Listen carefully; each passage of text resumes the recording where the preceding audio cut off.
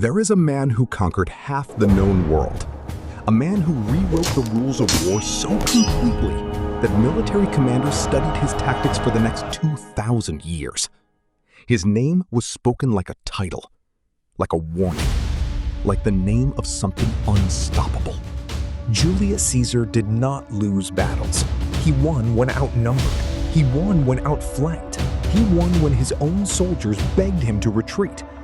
He crossed the Rubicon, an act of treason against Rome itself, and still came out on top. So ask yourself, what finally stopped him? Here is what you need to know. Caesar had been warned. A soothsayer told him directly to his face to beware the Ides of March. He heard the warning, he acknowledged it, and then he walked into the Senate chamber anyway, on March the 15th, 44 BC. Why? Because Julius Caesar did not believe anything could touch him. Inside that chamber, 60 men were waiting for him. Not enemies from foreign lands, not barbarians at the gates. Senators, colleagues, men he had pardoned personally, men he had trusted, each one hiding a blade beneath his toga. They called themselves the Liberators. They had been meeting in secret for months. When they moved all at once. 23 blades, 23 wounds. The most powerful man in the Roman world stumbled backward, fell against the base of Pompey's statue, and pulled his toga over his face, so he would not be seen dying undignified. Of those 23 stab wounds, only one was fatal. The man who had survived years of war, dozens of battles, political exile, and civil war, was not brought down by a foreign enemy or a superior general. He was killed in a room full of colleagues, by men who smiled at him at dinner. The unstoppable force of Rome stopped in the Senate chamber, by a room full of senators with hidden knives. If Julius Caesar was Rome's blade, then this next man was something older, something wilder. He stood over 7 feet tall by most accounts. He had fought in wars across 3 continents before most men had left their own village. He had served as a royal bodyguard in Constantinople, raided the coasts of the Mediterranean, and ruled Norway with an iron grip. His name was Harald Hardrada, and in the year 1066, he decided he wanted one more thing: England. He landed on the English coast with 300 ships and an army of Vikings hardened by decades of war. He had spent his entire life winning. There was no version of this invasion, in his mind, where he did not win. The English king Harold Godwinson marched his army north at almost impossible speed. He arrived at Stamford Bridge before Hardrada expected him. The two armies faced each other across the river. What happened next would become the last great Viking battle in history. Hardrada's men, caught off guard, many without their armor, charged into combat anyway, because that is what Vikings did. Harald Hardrada stood at the front of his men, roaring, fighting, almost impossible to stop.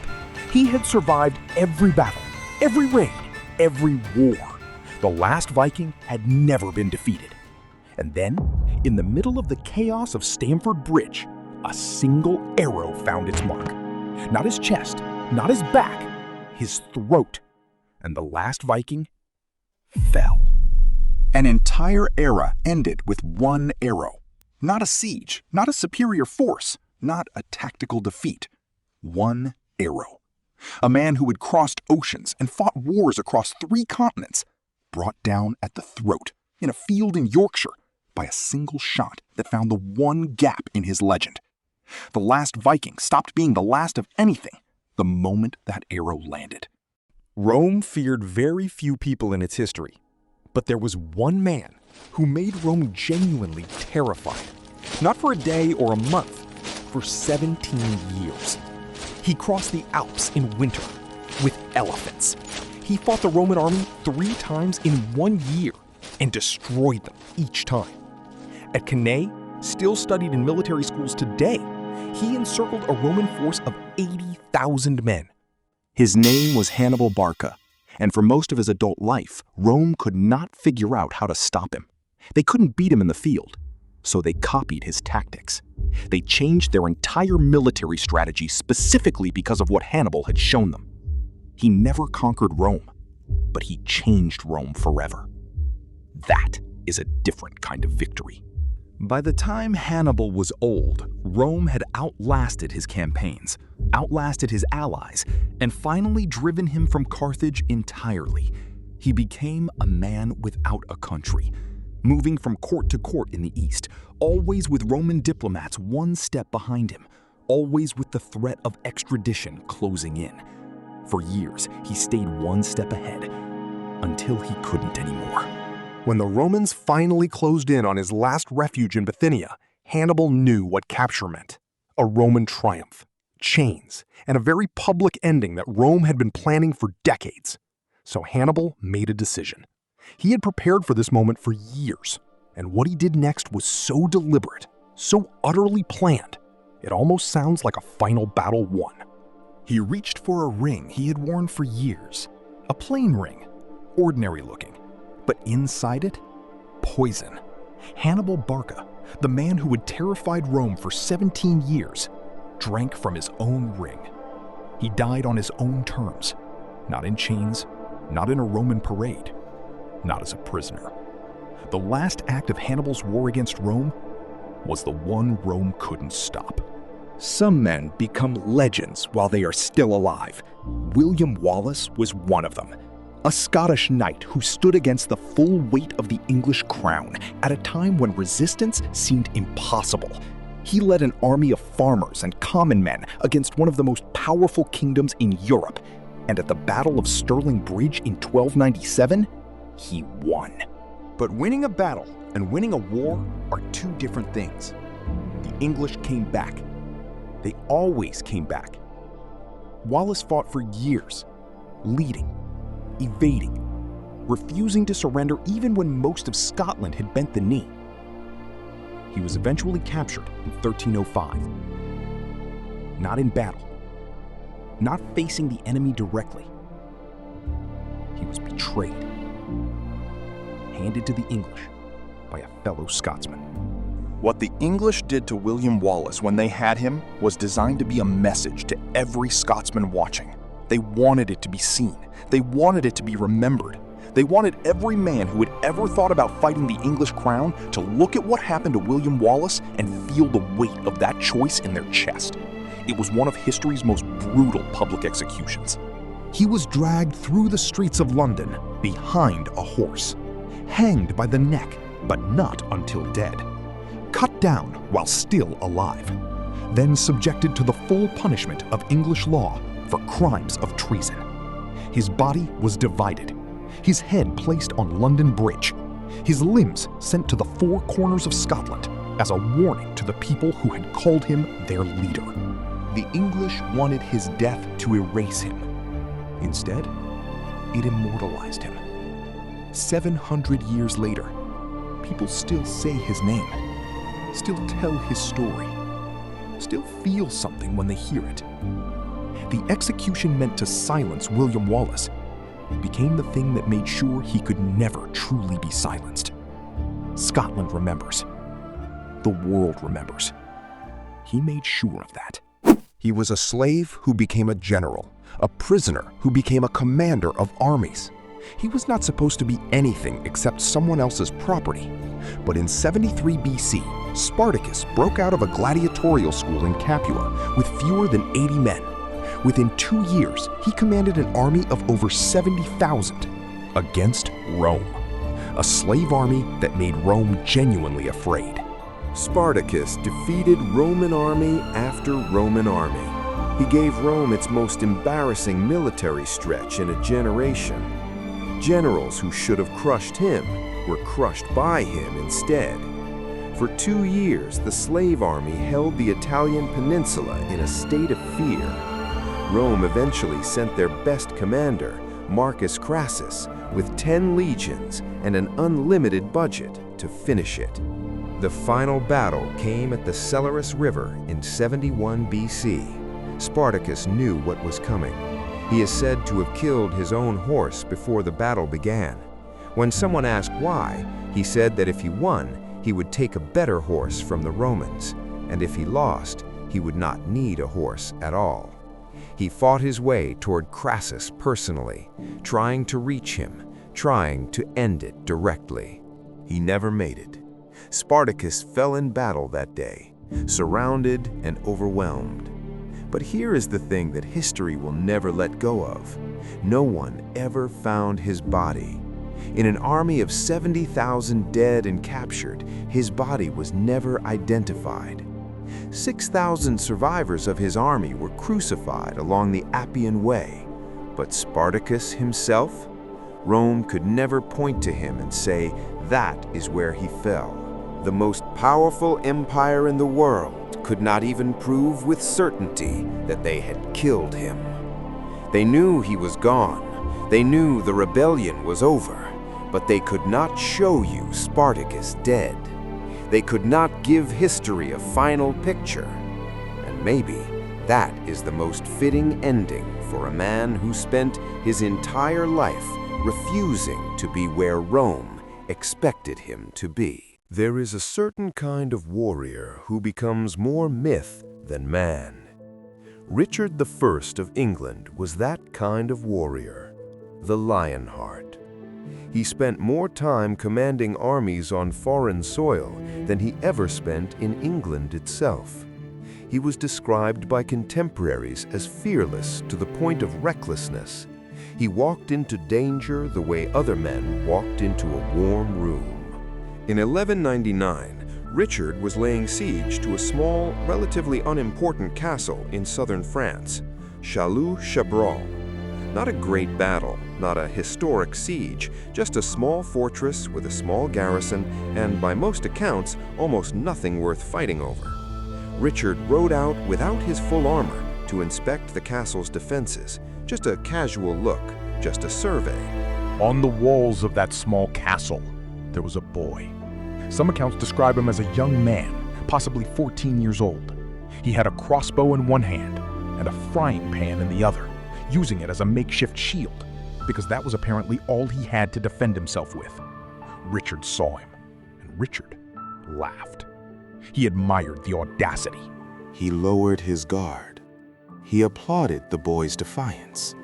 For just a moment, the most feared warrior king in Europe forgot to be afraid. The boy fired. The crossbow bolt struck Richard in the shoulder, near the left neck. Not immediately fatal. Richard went back to his tent. The bolt was removed. Or rather, it was attempted to be removed by a surgeon who clearly should not have been a surgeon. The wound was butchered. The flesh around the bolt was torn badly in the extraction. Infection set in almost immediately.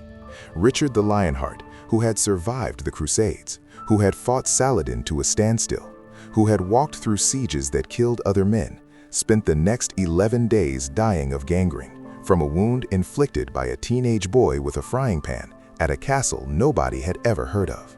Before he died, Richard had the boy brought to him, and instead of ordering his execution, he forgave him, said the boy was brave, released him with a gift of money. Richard the Lionheart died on April 6, 1199. The boy was then promptly executed the moment Richard's men were in charge. The Lionheart's last act of mercy lasted about as long as Richard himself. He built the largest contiguous land empire in human history. A man born into poverty on the Mongolian steppe who became the ruler of more land than any single person before or since. His armies moved like weather. You did not stop a storm. You survived it or you didn't. Genghis Khan killed so many people that historians believe he lowered the global population by as much as 10%. He never lost a campaign. 40 years of war, 40 years of expansion, an empire that stretched from the Pacific Ocean to the borders of Eastern Europe. He did not simply conquer land, he remade the world.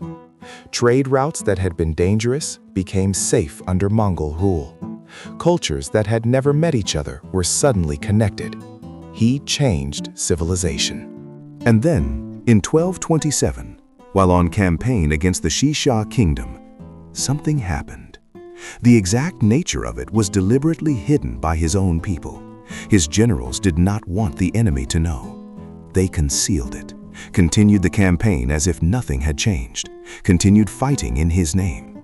And when the city finally fell, Genghis Khan was not there to see it. He had died during the campaign.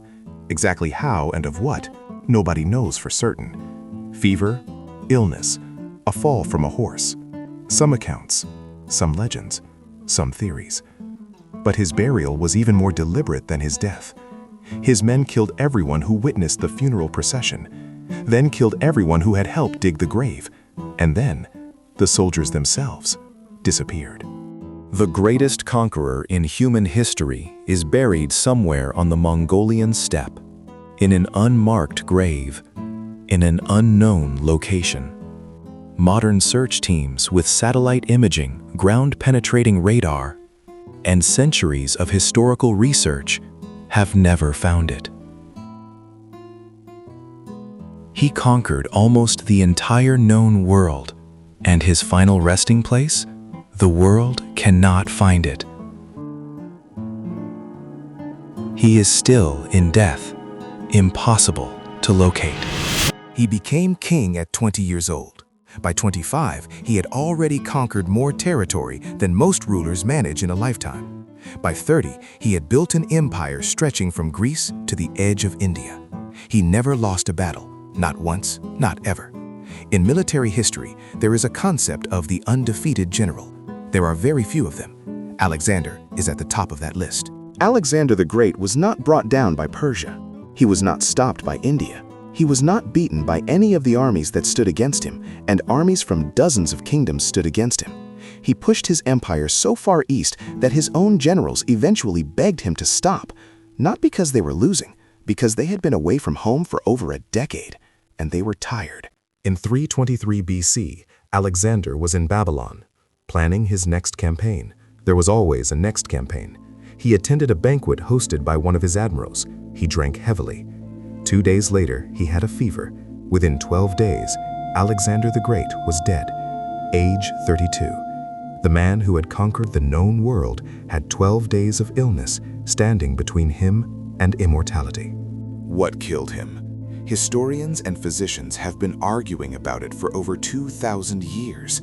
Typhoid fever, complicated by a perforated bowel from the water at Babylon. Or poison, his generals had motive. Or grief, his closest companion Hephaestion had just died. Or simply the accumulated toll of a body pushed beyond its limits for a decade. Nobody knows. Nobody will ever know for certain. What we know is this. Before he died, his commanders asked him who should inherit his empire. Alexander, barely able to speak by that point, reportedly said, "To the strongest." There was no plan, no named successor. His generals immediately went to war with each other. The empire he had built in a decade was torn apart in a generation. Alexander died as he lived, on his own terms, no clear successor. Crazy Horse was an Oglala Lakota war leader who became the defining military genius of resistance against American expansion. He outmaneuvered U.S. cavalry forces repeatedly. He understood terrain, timing, and the psychology of engagement in ways that frustrated trained professional soldiers. At the Battle of Little Bighorn in 1876, he played a central role in the destruction of Custer's force. That battle sent shockwaves through the country. But the American government had resources that never ran out. The pressure on the Lakota people never stopped. By 1877, with his people starving and exhausted from constant pursuit, Crazy Horse made the hardest decision of his life. He rode to Fort Robinson, not because he had surrendered his spirit, because he was trying to protect the people who depended on him. He came in peace. That matters. What happened at Fort Robinson on September 5, 1877 is still a subject of deep pain and contested accounts. Crazy Horse was brought toward the guardhouse. When he realized it was a jail cell, not the meeting he had been promised, he resisted. In the struggle that followed, a soldier's bayonet drove into his back. He died that night, never having surrendered in any battle, taken by deception in a moment of peace. His mother and father took his body under cover of night. His burial site is unknown. Like Spartacus, like Genghis Khan, the land kept its secret.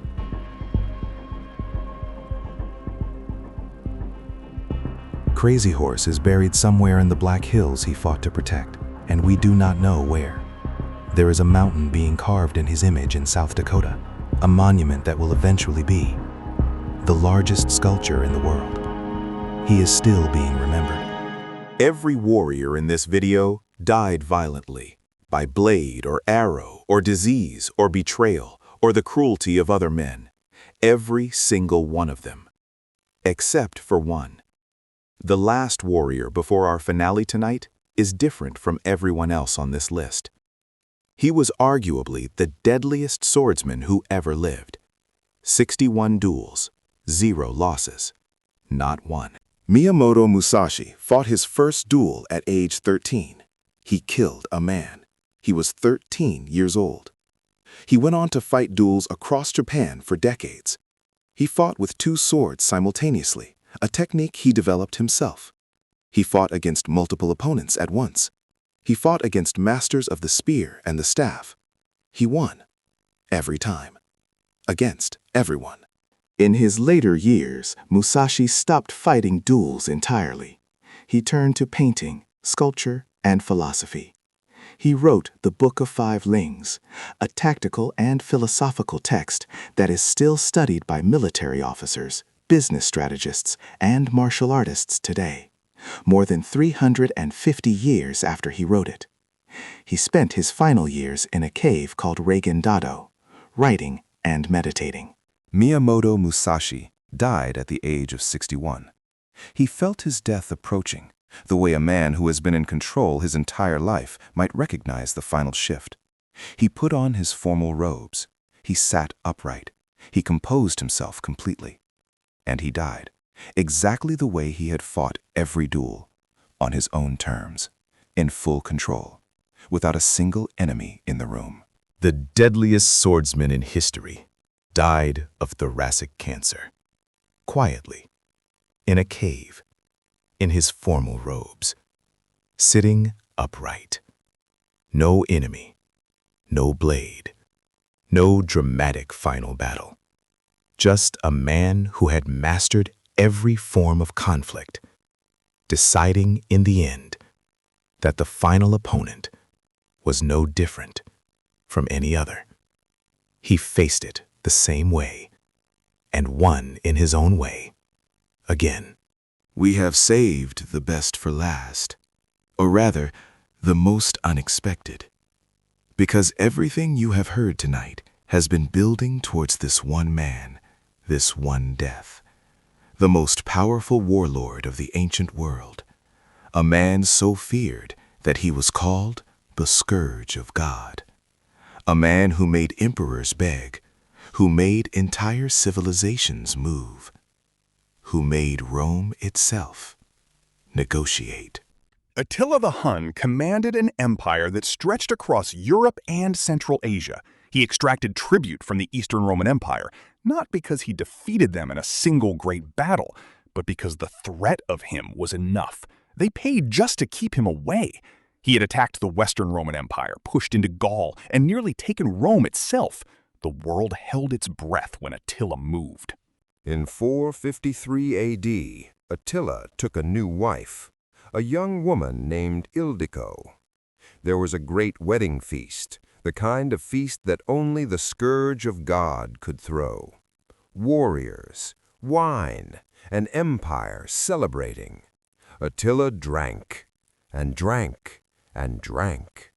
By the end of the night, he was carried to the bridal chamber. His men went to sleep. The empire went to sleep. All was well. In the morning, no one came out.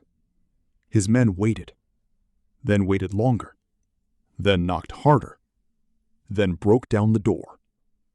They found Ildiko, the new bride, crouched in the corner of the room, weeping. And Attila, the Scourge of God, the man who had made the Roman Empire pay tribute, was lying in his bed, dead. No wound. No enemy. No battle. He had suffered a severe nosebleed in the night. He was drunk. He was lying on his back. And Attila the Hun, the most feared warlord in the history of the Western world, had drowned in his own blood on his wedding night. Unable to lift his own head, the scourge of God was undone. Not by Rome, not by any army, not by any blade. Caesar was killed by colleagues with knives. Harald Hardrada stopped by a single arrow to the throat. Hannibal chose poison over chains. Wallace torn apart as a warning that history ignored. Spartacus fell, and Rome could not even find his body. Richard the Lionheart taken by a teenage boy with a frying pan. Genghis Khan buried in a grave the world cannot find. Alexander the Great felled by a fever at 32. Crazy Horse stabbed by deception, never in battle. Musashi choosing the exact manner of his own exit, and Attila the Hun, the scourge of God himself, drowned in a nosebleed on his wedding night. This is how legendary warriors die. Not always in glory, not always in battle, sometimes in bedrooms, sometimes in fevers, sometimes by their own rings, and sometimes by a frying pan. History does not promise its greatest figures a great death. It gives them a great life. What happens at the end is just what happens. And maybe that is the most human thing about all of them. They were unstoppable, brilliant, feared, legendary. And they were also, at the very end, just people, vulnerable to the same things that make the rest of us mortal. That is the truth history always tells. If this video hit different, if you found yourself genuinely surprised by any of those endings, leave a comment telling us which death shocked you most. Because these stories deserve to be remembered, and we will keep telling them. Subscribe if you want more.